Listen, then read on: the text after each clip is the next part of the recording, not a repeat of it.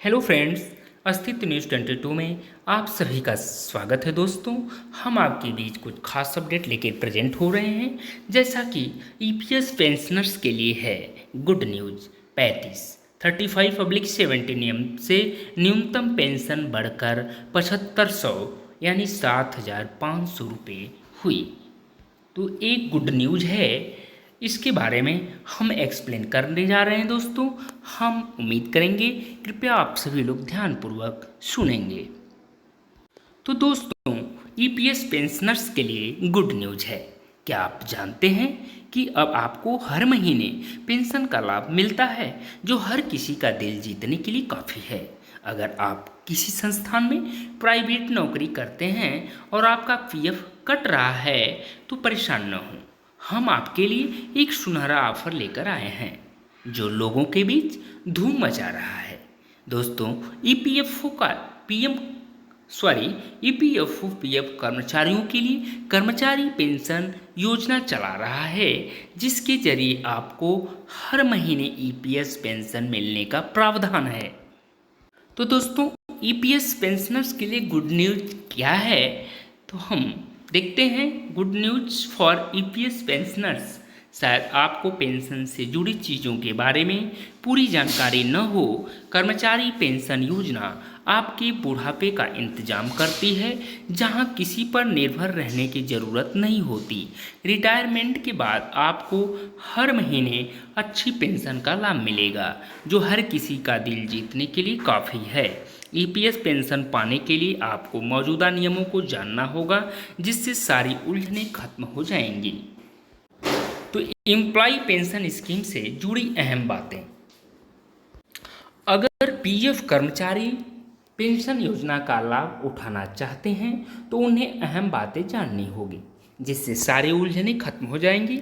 इसके साथ ही पेंशन के लिए अधिकतम सेवा 35 साल होनी चाहिए, क्योंकि 58 साल की उम्र के बाद व्यक्ति पेंशन का हकदार हो जाता है। इसके साथ ही ईपीएस पेंशन 1000 रुपये हैं। तो दोस्तों, ईपीएस पेंशन फंड के लिए 10 साल की सेवा है जरूरी। तो कर्मचारी पेंशन योजना में पेंशन के लिए न्यूनतम 10 साल तक नौकरी में रहना जरूरी माना जाता है। इसके साथ ही 50 साल की उम्र के बाद और 58 साल से पहले भी पेंशन पाने का अधिकार है। दोस्तों, अगर आप पहले पेंशन लेते हैं, तो आपको कम ईपीएस पेंशन का लाभ मिलेगा। इसके साथ ही फॉर्म 10D भरने की ज़रूरत होती है। इतना ही नहीं दोस्तों, कर्मचारी की मृत्यु के बाद परिवार को पेंशन का लाभ मिलता है।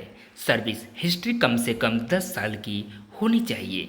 उनके पास 58 साल की उम्र में पेंशन की रकम निकालने का भी विकल्प होना चाहिए। तो दोस्तों, ईपीएस पेंशनर्स के लिए बहुत बड़ी खुशखबरी है कि अगर आप ईपीएस पेंशन का लाभ पाना चाहते हैं, तो आपको ज़रूरी बातें जाननी होगी। पेंशन कितनी मिलेगी, इसे लेकर असमंजस खत्म हो सकता है।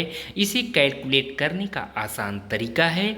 कर्मचारी पेंशन योजना में कर्मचारी का औसत वेतन पेंशन योग्य सेवा 70, यानी यहाँ औसत वेतन का मतलब बेसिक सैलरी प्लस डीए है। तो एम्प्लॉय पेंशन स्कीम क्या है दोस्तों? इसकी गणना पिछले 12 महीनों के आधार पर ही की जाती है। अधिकतम ईपीएस पेंशन योग्य सेवा 35 साल होनी चाहिए। अधिकतम योगदान और सेवा के वर्षों पर ईपीएस कैलकुलेशन से पेंशन को समझें।